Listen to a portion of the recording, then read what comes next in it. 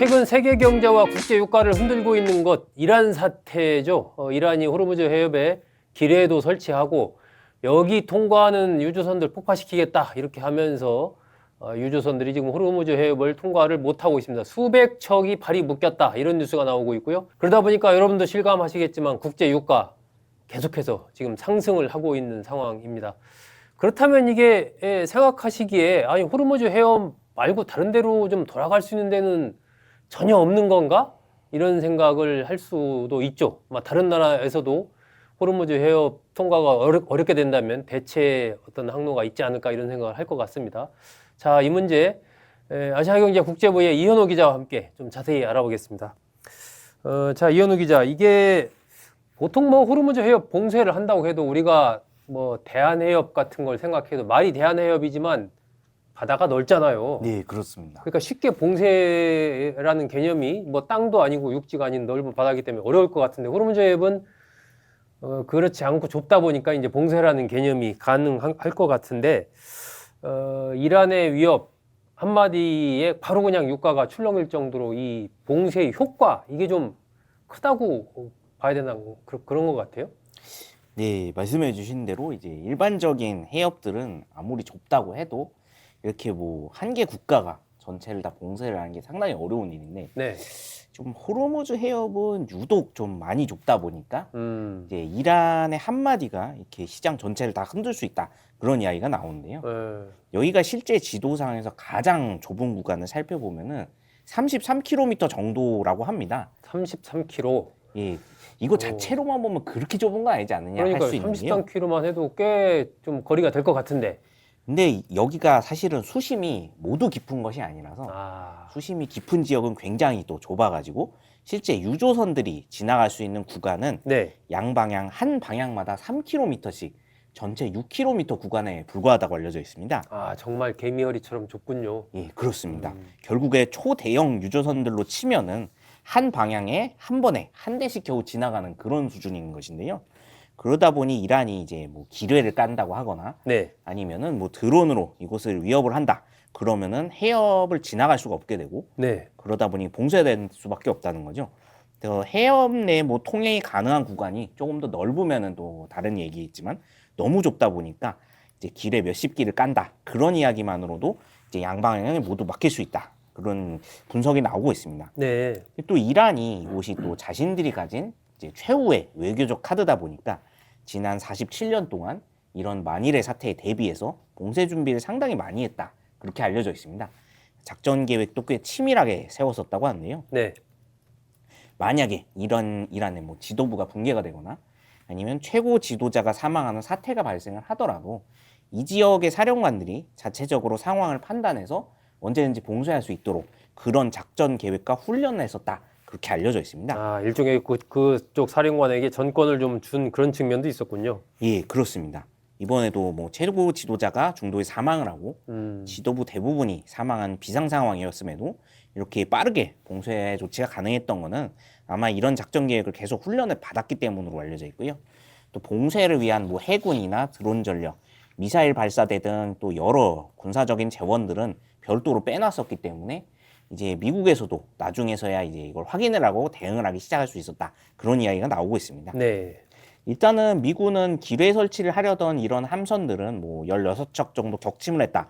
그렇게 보고는 했는데 이게 워낙 소형 선박들이고 이미 며칠 전부터 기뢰 설치를 준비하고 있었다. 그런 보도들이 나왔기 때문에 아마 이제 미국 해군이 유조선마다 호위를 해준다고 해도 네. 이제는 좀 힘든 거 아니냐 이런 우려도 나온다고 하는데요. 실제로 지난 1987년 이란 이라크 전쟁 당시에도 이란이 호르무즈 해협을 이렇게 봉쇄를 하고 이제 기뢰를 설치를 한 적이 있었습니다. 아, 예. 그때 쿠웨이트 유조선 한 척이 미군의 호위를 받으면서 해협을 건너가다가 이 기뢰를 맞고 폭발한 사고가 발생을 했었는데요.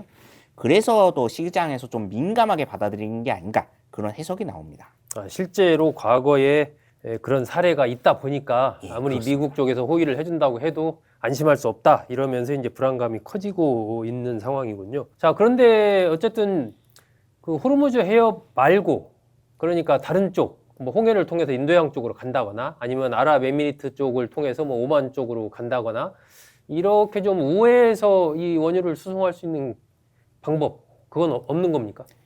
네, 사실은 일부 유조선들은 이미 그 우회항로를 사용을 하고 있다고는 하는데요. 아, 문제는 이제 그쪽으로는 많은 양의 석유를 한꺼번에 운송을 할 수 없다고 합니다.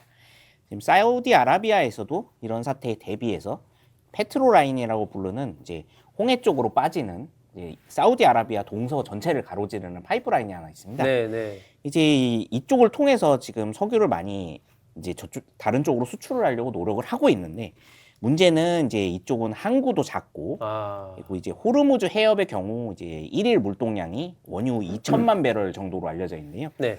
이 홍해 쪽에서 처리 가능한 건 200만에서 250만 배럴에 불과하다. 아, 거의 10분의 1 정도 수준이군요. 예, 그렇습니다. 그래서 이쪽에서 아무리 물량 처리를 속도로라도 하루에 500만 배럴 이상은 불가능하다. 그렇게 알려져 있어서 그래서 이제 아무리 노력을 해도 4분의 1만 처리가 된다. 그런 계산이 나오다 보니까 네. 이제 좀 아무리 우회 항로가 있다고 해도 쓰기는 어렵다는 얘기가 나오는 것 같습니다. 차라리 뭐 지난 2021년 수에즈 운하 무역선 사고로 이제 막혔을 때처럼 아예 뭐 운항 거리는 멀어져도 뭐 아프리카 남단을 돌아갈 수 있는 길이라도 있으면은 모르겠는데 배들도 지금 대체 항로가 이곳밖에 없는데도 이제 쓸 수 없는 거는 이런 이유가 있다고 하고요. 네. 그리고 뭐 카타르나 쿠웨이트, 이라크 같은 경우에는 이 페트로 라인이나 다른 송유관들하고 또 연결도 안 돼 있다고 합니다. 이들 나라들은 이제 정말로 물량 이동이 완전히 막힌 상태인데요. 그러다 보니까 특히 이라크 같은 경우에는 뭐 석유랑 가스 저장고가 포화 상태에 이를 정도로 지금 더 이상 이제 보관할 수 있는 데가 없어서 석유 생산 라인 일부를 또 중단시켰다. 그런 이야기도 나오고 있습니다. 아, 지금 이현우 기자 설명 듣다 보면 어쨌든 현 상황이 좀 유지가 된다면 그 글로벌 석유 위기가 상당히 좀 길게 갈 수 있고 이게 세계 경제에 상당한 영향을 미칠 것 같다 하는 생각도 드는데 이게 뭐 평소에 이제 비축을 석유를 많이 비축한 나라든 문제가 없겠지만 모든 나라들이 그렇지는 않을 거 아니에요. 또 뭐 많지 않은 비축량을 갖고 있는 나라들은 정말 발등에 불이 떨어지는 굉장히 위급한 상황이라고 판단이 되는데 그런 나라들은 어떤 뭐 방법이 있습니까? 네, 사실은 뭐 우리나라나 일본처럼 대부분의 선진국들은 보통 이제 100일에서 200일 지상 비축유를 모아두고 있기 때문에 네. 또 이제 미국이나 중국 같은 경우에는 또 산유국들입니다. 그래서 이런 나라들은 또 입장이 많이 다른데요. 네. 이에 비해서 개발도상국들, 특히 이제 동남아시아에 이제 석유가 나오지 않는 비산유국들은 대비가 많이 부족하다 그런 우려가 나오고 있습니다.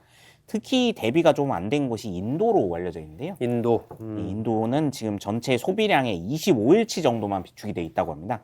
그래서 이제 주요 석유 소비국들 가운데 가장 비축량이 적다 그렇게 평가받고 있는데요. 그래서 미국에서도 지금 인도에 예외적으로 30일 동안은 러시아산 석유 수입을 재개하도록 뭐 허가를 해줬다 그런 이야기도 나오고 있습니다. 아, 지난번에 중지시켰는데 그걸 다시 허가를 해줬군요. 예, 그렇습니다. 아무래도 이제 관세 협상 때 러시아산 석유 수입을 안 한다 선언을 했었지만 미국에서도 지금 상황이다 보니까 예외적으로 풀어준 것인데요. 네. 그래서 이미 중국 쪽으로 향하고 있던 러시아 유조선이 한 10여 척 정도를 인도 정부가 직접 협상을 해서 웃돈을 주고 인도로 뱃머리를 돌렸다 그런 보도도 나왔습니다. 네. 그만큼 비상 상황이라서 아마 예외적으로 변칙을 쓴 것로 이제 해석이 되고 있는데요. 근데 경제난으로 이런 고육지책을 사용하기도 어려운 옆 나라인 파키스탄의 경우에는 아예 기름을 아끼자 그러면서 전체적으로 휴교령이 내려지기도 했고요. 아, 휴교령까지. 예. 공공기관과 기업들에는 이제 강제적으로 주 4일제를 하라 이런 지시도 내려와졌다고 합니다. 네. 이웃 나라인 또 방글라데시도 전국 대학에 휴교령을 내리는 등 지금 동남아시아 국가들은 상당한 큰 어려움에 처한 걸로 알려져 있습니다. 과거에 우리나라가 그 오일 쇼크 때 그 막 이 차량도 몇 부제 이렇게 실시하고 네. 그때도 이 휴교령과 비슷한 이런 공공기관들 여러 가지 했던 거랑 비슷한 상황들이 지금 이 나라들은 벌어지고 있는 것이군요. 예, 그렇습니다. 자, 어쨌든 이게 장기화된다면 많은 어려움이 좀 생길 것 같은데 앞으로 이 글로벌 석유 수입 문제, 이 이란 사태 이거 어떻게 봐야 됩니까? 네, 안 그래도 이제 국제 에너지 기구나 이제 국제 사회에서도 역대 최대 규모인 4억 배럴 이상의 전략 비축률을 방출을 해서 네. 좀 국제 유가를 어떻게든 좀 끌어내리겠다 그런 발표를 했는데요. 문제는 그럼에도 이제 미국의 이란 공격이 중단이 되고 양측이 완전히 휴전을 하기 전까지는 이 사태가 진정되기 어려울 거다. 그런 지금 분석이 나오고 있습니다. 그 전까지는 이제 국제 유가가 고공행진을 하면서 굉장히 많은 국가들이 고통을 받을 수밖에 없는데 다행히 지금 뭐 우리나라 같은 경우에는 네. 전략 비축유 양도 많다고 평가를 받고 있고 또 미국산 원유 수입 비중이 지난해보다 굉장히 많이 올라갔습니다. 이게 지금 뭐 예전에 오일 쇼크 때처럼 충격이 크지는 않을 거다 그런 분석들도 나오는데요. 예전에는 중동 석유 수입 비중이 우리나라는 90%가 넘었었습니다. 네. 근데 지금은 70% 정도 내려갔다고 하고요. 이제 20% 정도를 미국산으로 이제 대체를 했기 때문에 가능한 일이라고 합니다. 네. 아마 이런 측면에서 보면은 뭐 우리나라뿐만 아니라 뭐 일본이나 다른 나라들도 결국 중동 석유 의존도를 크게 낮추고 이제 미국산이나 다른 나라산으로 이제 대체해야 되지 않을까 그런 전망들도 함께 나오고 있습니다. 네. 어쨌든 그나마 다행이네요. 우리로서는 일찍부터 좀 중동산 수입을 줄이고 미국산 늘린 것이 이런 상황을 꼭 예견한 건 아니지만 어쨌든 결과적으로 잘 대처를 하게 된 그런 상황이네요. 자, 이 이란의 호르무즈 해협 봉쇄 이로 인한 세계의 석유 위기 사태 그리고 경제적인 여러 가지 흔들림 이런 것들이 과연 언제까지 이어질지 좀 빨리 상황이 진정되기를 기대를 해 봅니다. 네, 이현우 기자와 함께 이란 사태, 호르무즈 해협 우회로는 없는가 알아봤습니다.